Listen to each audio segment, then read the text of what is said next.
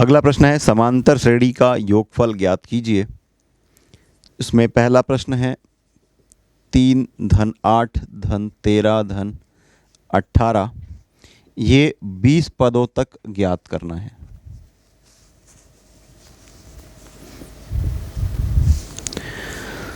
चलिए इसे हल करते हैं। समांतर श्रेणी के n पदों का योगफल आपने पढ़ा हुआ है, Sn equal to n by two a plus l और Sn equal to n by two 2a plus n minus 1 into D. तो उसका हम उपयोग करेंगे और इसके पहले जो दिया गया है वो है समांतर श्रेणी। तो समांतर श्रेणी जो है ये है 3, 8, 13, 18 इत्यादि। तो यहाँ से हम लिख सकते हैं कि प्रथम पद जो है ये 3 है, सार्वंतर डी का मान दूसरे में पहले पद को घटा देंगे तो 8 ऋण 3 करेंगे तो मिल जाएगा आपको 5। और फिर हमें ज्ञात करना है S20 20 पदों का योगफल। तो आपको पता है कि Sn equal to n by two 2a plus n minus 1 into D. इस सूत्र का हम उपयोग करेंगे। n के स्थान पर हम लिखेंगे 20 या 20, तो मिल जाएगा 20 अपॉन 2, फिर 2 इंटू a और a का मान है 3, फिर n यहाँ पर 20 और d का मान है 5। सॉल्व करेंगे तो मिल जाएगा 20 बाई 2 करेंगे तो मिल जाएगा 10, 3 इंटू 2 करेंगे मिल जाएगा 6 और 20 माइनस 1 करेंगे मिल जाएगा 19। 19 और 5 से गुणा करेंगे, मल्टीप्लाई करेंगे तो मिल जाएगा 95। इसको सॉल्व करेंगे तो ये मिल जाएगा 101 और 10 मल्टीप्लाई करेंगे तो मिल जाएगा 1010। तो ये है उत्तर जो हमें ज्ञात करना था। इसमें दूसरा प्रश्न है 0.7 प्लस 0.71 प्लस 0.72। इस तरीके से इसके 100 पदों का योगफल हमें ज्ञात करना है। तो चलिए इसे हल करते हैं। पिछले प्रश्न की भांति हम लिखेंगे कि दिया है समांतर श्रेणी, ये है 0.7 और इसको हम 70 लिख सकते हैं, फिर 0.71, फिर 0.72 इत्यादि। तो यहाँ से हम लिख सकते हैं कि इसका जो प्रथम पद है ये 0.70 है और सार्वंतर d का मान 0.71 माइनस 0.70। सॉल्व करेंगे तो मिल जाएगा 0.01। अब n पदों का योगफल समांतर श्रेणी के लिए ये n by two 2a plus n minus 1 into D. इस सूत्र का हम उपयोग करेंगे। n के स्थान पर हमें लिखना है 100 या 100, क्योंकि 100 पदों का योगफल हमें ज्ञात करना है। तो यहाँ से आपको मिल जाएगा S100 इक्वल टू 100 अपॉन 2 और फिर 2 इंटू a और a का मान है 0.70, फिर plus n that is 100 minus 1 और d का मान है 0.01। सॉल्व करेंगे तो मिल जाएगा 50। और देखिए पहले अगर आप 70 में 2 का मल्टीप्लाई करें तो मिल जाएगा 140। दशमलव के बाद यहाँ पर 2 स्थान तक संख्याएं, तो यहाँ पर 1 और 2 स्थान के बाद में पीछे से आप दशमलव लगा देंगे। फिर इसी तरीके से इसको जब मल्टीप्लाई करेंगे तो मिल जाएगा 99 और 99 से 0.01 से जब आप मल्टीप्लाई करेंगे तो मिल जाएगा 99 और दशमलव के 2 स्थान तक, मतलब यहाँ पर आप शून्य लगाएंगे और फिर ये आपको मिल जाएगा 0.99। इसे जब आप सॉल्व करेंगे तो मिल जाएगा 50 इंटू 2.39 और आगे अब जब इसे आप हल करेंगे तो मिल जाएगा 119.50। तो यही हमें ज्ञात करना था कि इस समांतर श्रेणी के 100 पदों का योगफल क्या है। अब इसमें तीसरा प्रश्न है 100 और 1000 के बीच ऐसी सभी प्राकृत संख्याओं का जो 9 से पूरी तरह विभक्त हो जाए योगफल ज्ञात कीजिए। तो 100 से 1000 के बीच में, अर्थात 100 से 1000 के बीच में जितनी संख्याएं 9 से विभाजित होती है, पहले हम उन संख्याओं को लिखेंगे। अब चूंकि ये 9 से ही विभाजित हो रही है या किसी एक निश्चित संख्या से विभाजित हो रही है तो हमें समांतर श्रेणी के पद मिलेंगे। तो इसे हल करने के पहले हम थोड़ा सा वर्कआउट करते हैं। वो ये कि 9 से विभाजित होने वाली एक संख्या जो है ये 99 है। 99 में जब हम 9 जोड़ेंगे तब अगली संख्या हमें मिलेगी 108, जो कि 100 से बड़ी है और 100 से 1000 के बीच में है। तो हमें पहली संख्या मिल गई जो कि 100 से 1000 के बीच में है। अब अगली संख्या तब प्राप्त होगी जब 108 में आप 9 को जोड़ देंगे तो ये आपको मिलेगा 117, और फिर 117 में आप फिर 9 को जोड़ देंगे तो आपको अगला पद मिल जाएगा 126। तो इस तरीके से ये समांतर श्रेणी के पद हमें मिल रहे हैं। तो अब हम आगे लिखेंगे कि अभिष्ट समांतर श्रेणी जो है ये है 108 या 108, फिर 117, फिर 126, और अंत में जो आपको पद प्राप्त हो रहा है ये 999 होगा। 1000 से छोटी जो संख्या है वो 999 है, जो कि 9 से भाग जाती है। तो इस तरीके से हम इसमें प्रथम पद लिख सकते हैं कि ये 108 है। डी का मान दूसरे पद में पहला पद घटा दीजिए, 117 ऋण 108, या फिर यहाँ पर हमने देखा कि इसमें 9 का योग कर रहे हैं तभी हमें अगला पद मिल रहा है। तो इस तरीके से सार्वंतर जो होगा ये इसका मान 9 होगा। अंतिम पद जो है ये 999 है। अब आपने ये पढ़ा हुआ है कि L = A + n-1 × D, ये अंतिम पद का सूत्र होता है या फिर nवां पद का सूत्र होता है। तो इस तरीके से हम यहाँ पर पहले मान रख देते हैं। A का मान है 108, n का मान हमें ज्ञात करना है, D का मान है 9, और L जो है ये 999 है। आगे सॉल्व करेंगे तो आपको मिल जाएगा 108 + 9n - 9 = 999।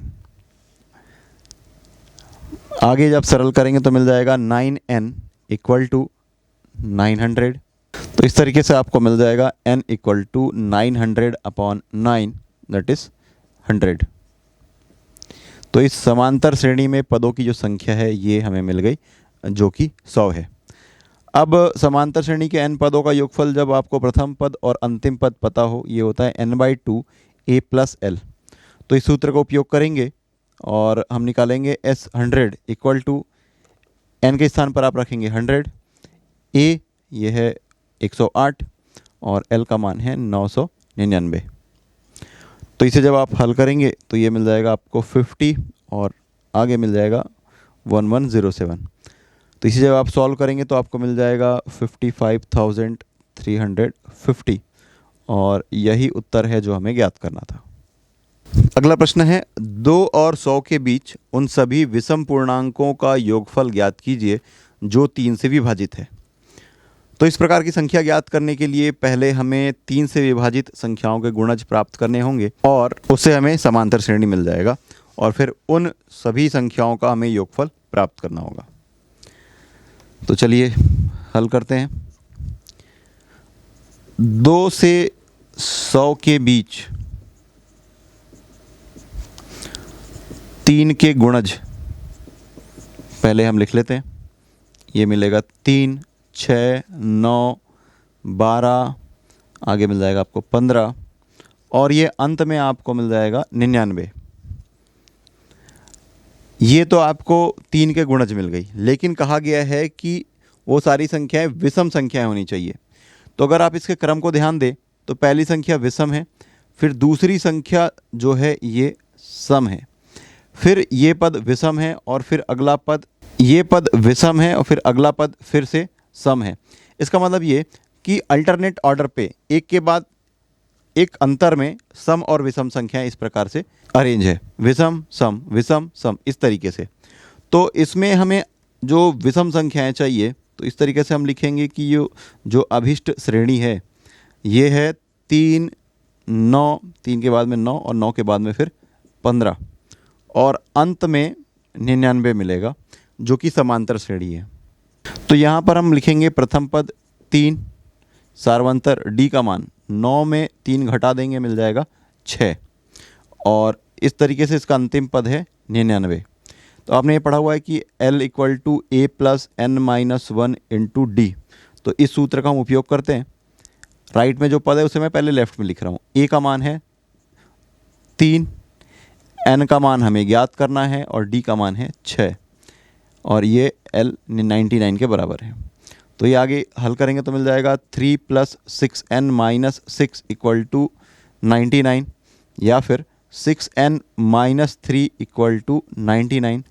आगे सॉल्व करेंगे तो मिल जाएगा 6n = 99 + 3, ये मिल जाएगा आपको 102। तो इस तरीके से आपको मिल जाएगा n = 102 / 6। सॉल्व करेंगे तो मिल जाएगा 17। तो n का मान आपको मिल चुका है 17। अब इसके 17 पदों का योगफल हमें ज्ञात करना है। तो आपने ये पढ़ा हुआ है कि Sn = n/2a + l। हमें प्रथम पद पता है, अंतिम पद पता है और पदों की संख्या ये ज्ञात है। तो इस तरीके से आप लिखेंगे S17 = 17/2 और a का मान है 3 और l का मान है 99। तो इस तरीके से मिल जाएगा 17/2 और ये गुना 102। अब इसे आप सॉल्व करेंगे तो मिल जाएगा 867 और यही आपको ज्ञात करना था। तो अगला प्रश्न है 5वां प्रश्न।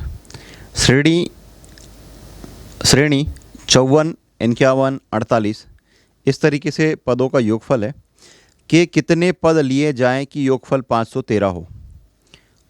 2 उत्तरों की व्याख्या कीजिए। तो यहाँ पर 2 उत्तरों की व्याख्या कीजिए ऐसा लिखा गया। इसका मतलब ये कि आपको जो पदों की संख्या है वो 2 मिलने वाली है। चलिए प्रश्न को हल करते हैं। समांतर श्रेणी के पदों का योगफल 513 है। तो हम लिखेंगे कि माना समांतर श्रेणी के n पदों का योगफल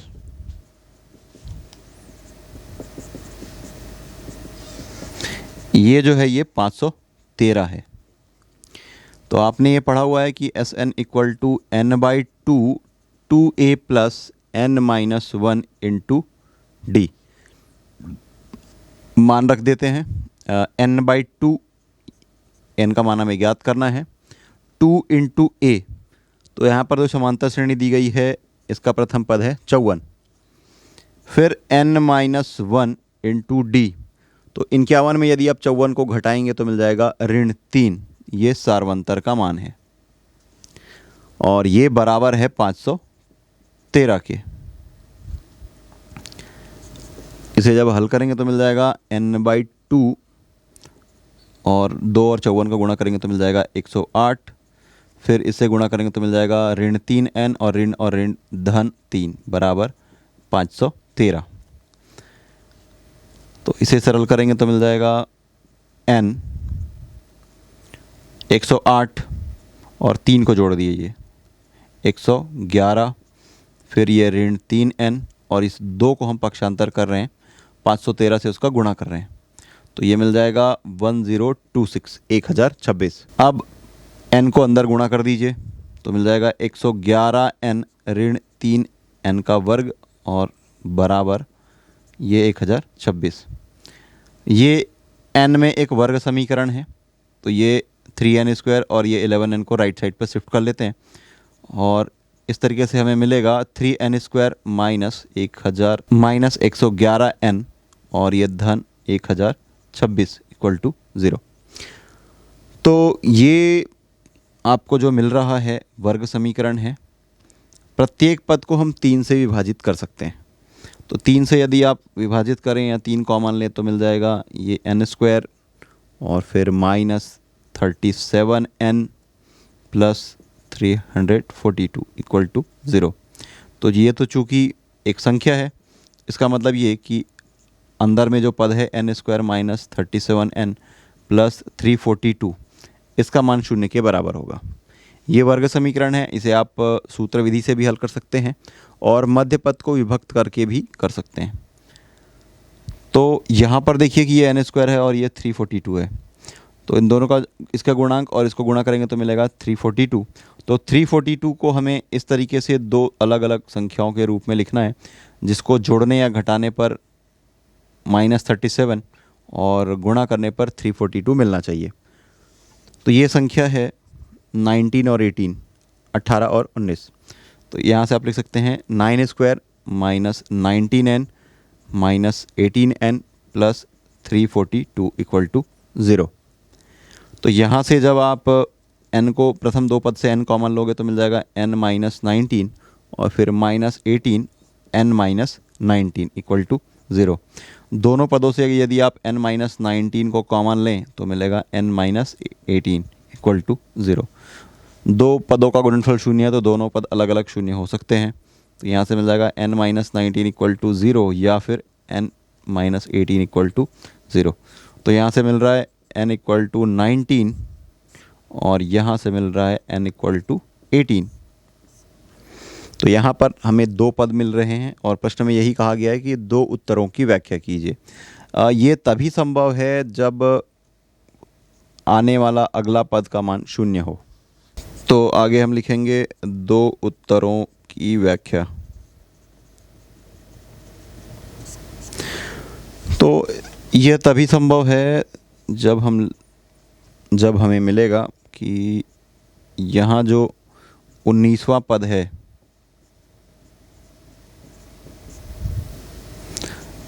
यह शून्य है और ये 19वां पद हम ज्ञात कर लेते हैं। T19 इक्वल टू मिलेगा a प्लस 18d। a का मान 54 है और फिर ये 18 और d का मान ऋण 3 है, मिल जाएगा 54 ऋण 54 बराबर 0। तो इस तरीके से हमें मिल रहा है कि जो T19 है ये शून्य है और यही एक कारण है कि यहाँ पर n का मान 18 और 19 मिल रहा है। तो इस तरीके से आप लिख सकते हैं कि S18 18 पदों का योगफल और उसके 19वें पदों के योगफल के बराबर है। तो छठवां प्रश्न दिया गया है, यदि किसी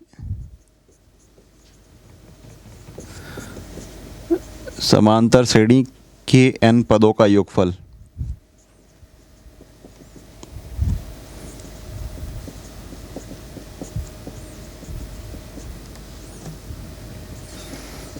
n² प्लस 3n है तो श्रेणी का rवां पद ज्ञात कीजिए।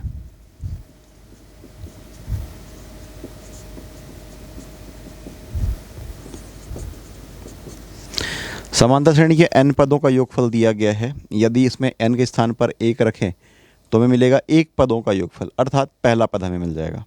यदि n इक्वल टू हम 2 रखेंगे तो हमें प्रथम दो पदों का योगफल मिलेगा और इसमें यदि हम पहले पद को हटा दें तो हमें दूसरा पद मिल जाएगा। तो इस तरीके से हम इस प्रश्न को हल करेंगे। दिया है Sn n पदों का योगफल जो 3n² प्लस 3n है। तो यहाँ से n इक्वल टू 1 रखने पर आपको मिलेगा S1। S1 का मतलब है प्रथम पद या फिर S1, या चूँकि यहाँ पर ये प्रथम पद है तो ये प्रथम पदों का योगफल प्रथम पद के बराबर ही होगा। तो मान लेते हैं कि ये T1 है। n इक्वल टू 1 रखेंगे तो मिल जाएगा 3 × 1 का स्क्वायर प्लस 3 × 1। तो ये 3 + 3 मिल जाएगा आपको 6। तो इसका मतलब ये कि जो प्रथम पद है ये आपको इसका मान मिल गया है 6।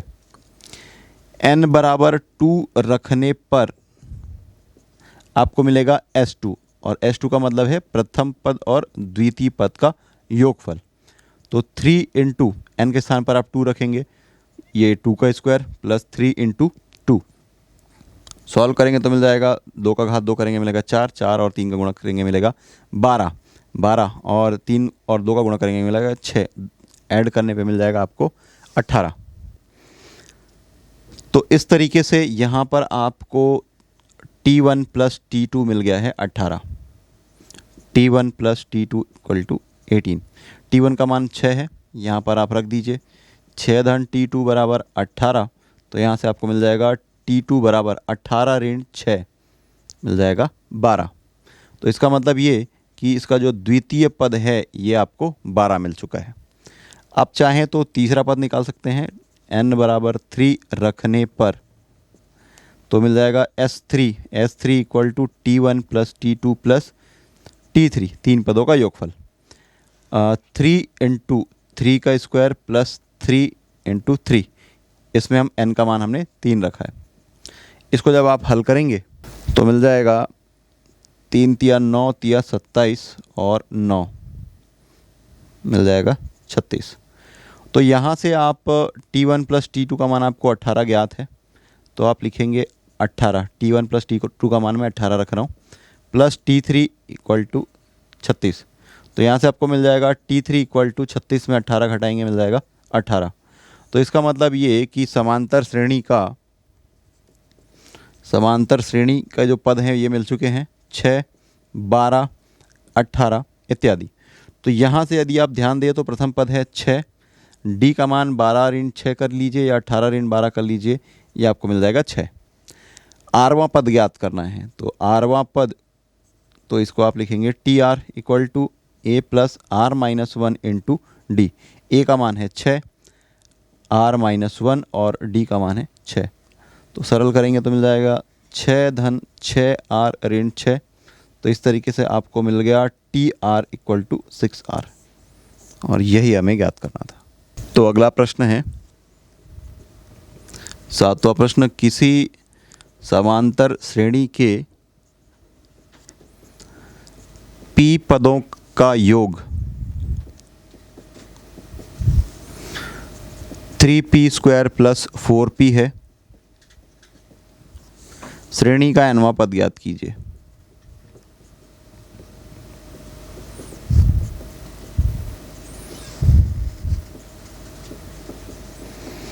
तो पूर्व प्रश्न की भांति हम यहाँ पर भी यही करेंगे।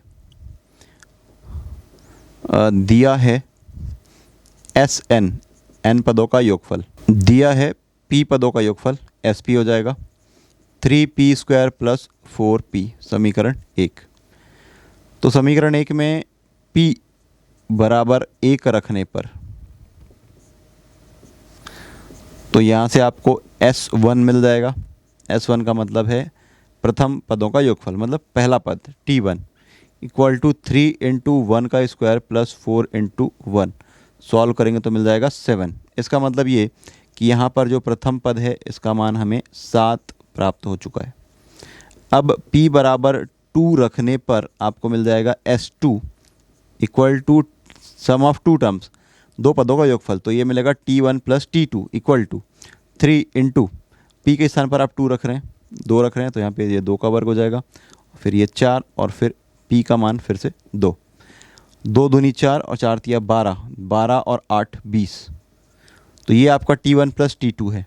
तो यहाँ से आप ये निकाल सकते हैं कि T1 प्लस T2 इसका मान 20 है, T1 का मान 7 है। तो यहाँ से मिल जाएगा T2 इक्वल टू 20 ऋण 7, तो ये मिल गया T2 बराबर 13। तो दूसरा पद आपको मिल चुका है, ये 13 है।